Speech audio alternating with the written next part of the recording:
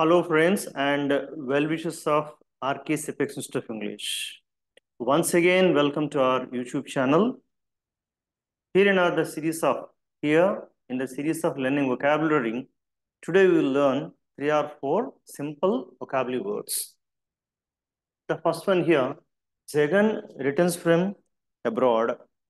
Jagan returns from abroad. ఇందులో ఒక చిన్న గ్రామర్ పాయింట్ దాగుంటుంది friends. we need to find out one simple grammar point here. Not glamour, Nanna. Grammar. Okay, fine. Jagan returns from abroad. ఇక్కడ abroad అన్నప్పుడు ఎక్కువగా తిరిగి వచ్చినప్పుడు from abroad వాడతారు, కానీ వెళ్ళడానికి టు అబ్రాడ్ వాడకూడదు. అంటే ఎట్లా చెప్పాలంటే హీ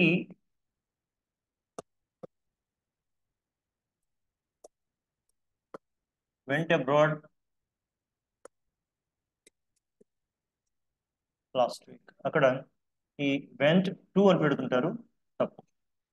సో అడగారు ఎవరన్నా, మీరు ఎప్పుడు విదేశాలు వెళ్తారు? Then you can say when will you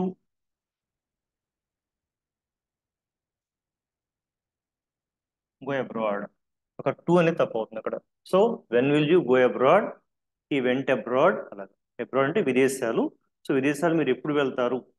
then తిరిగి వస్తే కనుక when will you come back from abroad అనొచ్చు, when you return from abroad అనొచ్చు. కానీ సో వెళ్తే ఈ వెంట్ అబ్రాడ్, ఈ వెంట్ టు కాదు. I will go abroad, I will go to abroad కాదు. క్లియర్? అలాగే విదేశాలు చదివేటప్పుడు స్టడీ అబ్రాడ్. అందుకని మీకు వచ్చే కొన్ని అడ్వర్టైజ్మెంట్స్ చూడండి ఎలా ఉంటాయో. సో మనకుండే కొన్ని యాడ్స్ చూస్తుంటే కనుక అది ఇలా ఉంటుంది. 7 tips for college students study abroad. 7 tips for college students who aspire to study abroad. To study అంటే కానీ టు స్టడీ ఇన్ అబ్రాడ్ ఏమి ఉండదు, study abroad. Okay, then study abroad ads మీకు కనబడుతుంటాయి, స్టడీ అబ్రాడ్ అని. అక్కడ అలా స్టడీ అబ్రాడ్, గో అబ్రాడ్, తిరిగి వస్తే ఫ్రమ్ అబ్రాడ్. ఇక్కడైతే కనుక ప్రిపోజిషన్స్ పెట్టకూడదు. Clear? The next one, high court not to intervene in postal ballot rule. Intervene అంటే కనుక జోక్యం కలుగు చేసుకును. ఓకే, జోక్యం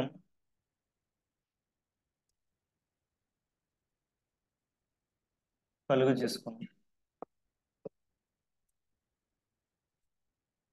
సో జోక్యం కలుగు చేసుకుని. సో హైకోర్టు చెప్పింది, మీ విషయంలో పోస్ట్ డిపార్ట్మెంట్ విషయంలో మేమేమి తలదూర్చాం, మేమేమి జోక్యం చేసుకోము, మా దగ్గర రావద్దు అన్నమాట. So high court not to intervene in postal ballot rule. So intervene అంటే కనుక మై డియర్ ఫ్రెండ్స్ జోక్యం కలుగు చేసుకును అనమాట అంతా కూడా. So the president intervened personally in the crisis.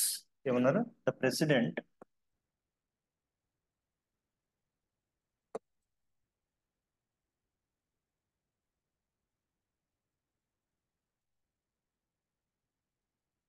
intervened personally in the crisis. Crisis అంటే కనుక ఒక విపత్తు, ఆపద, ప్రమాదం. అంటే యాక్చువల్గా ఆ చిక్కు ఏదైతే ఉందో, ఇక్కడ ఇబ్బంది ఉందో దానికి వ్యక్తిగతంగా ఆయన వచ్చి సాల్వ్ చేసే ప్రయత్నం చేశారని చెప్పుకోవచ్చు అనమాట. అంటే వ్యక్తిగతంగా అతను జోక్యం కలిగి చేసుకున్నారు. The president intervened personally in the crisis. So intervene జోక్యం కలిగి చేసుకుని. క్లియర్? మనకు ఒక మంచి స్టేట్మెంట్ ఒకటి ఉంటుంది, ఏమంటే she might have been killed. ఇలా అన్నారు, షీ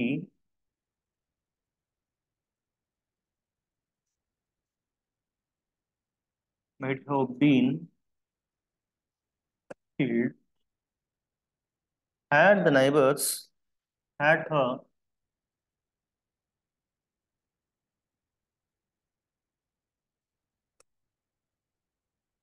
not intervened.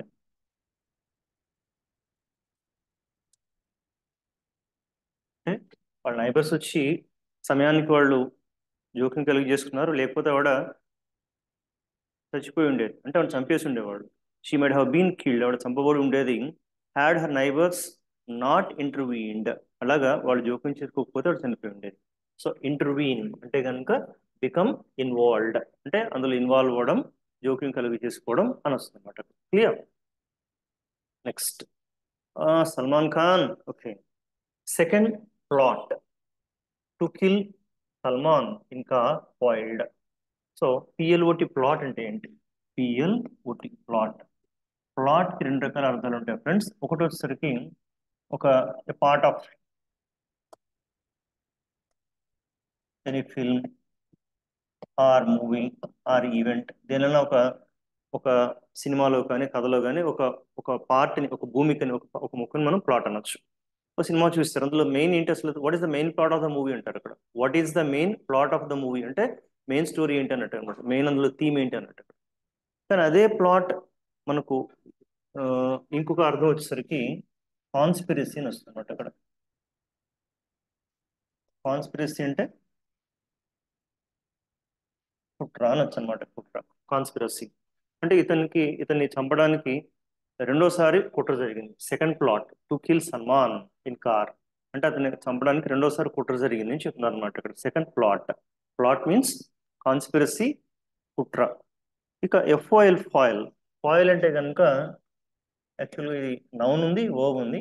ఇక్కడ వాడబడింది వర్బ్గా వాడబడుతుంది. వర్బ్ అంటే ఏదైనా అట్లాంటి కుట్రని కానీ ప్రమాదాన్ని కానీ నివారించగలిగితే, దాన్ని తప్పించగలిగితే దాన్ని ఫాయిల్ అంటారు ఇక్కడ. ఫాయిల్ అంటే to remove any danger or any untoward incident, అంటే అనుకోని సంఘటన, దుర్ఘటన లేదా కాన్స్పిరసీ, వీటికి ఫాయిల్ వాడతారు. ఈ వాడేటప్పుడు ఎట్లాంటి కాంబినేషన్ వాడతారని తెలుసుకోవాలి ఎక్కువగా. So foil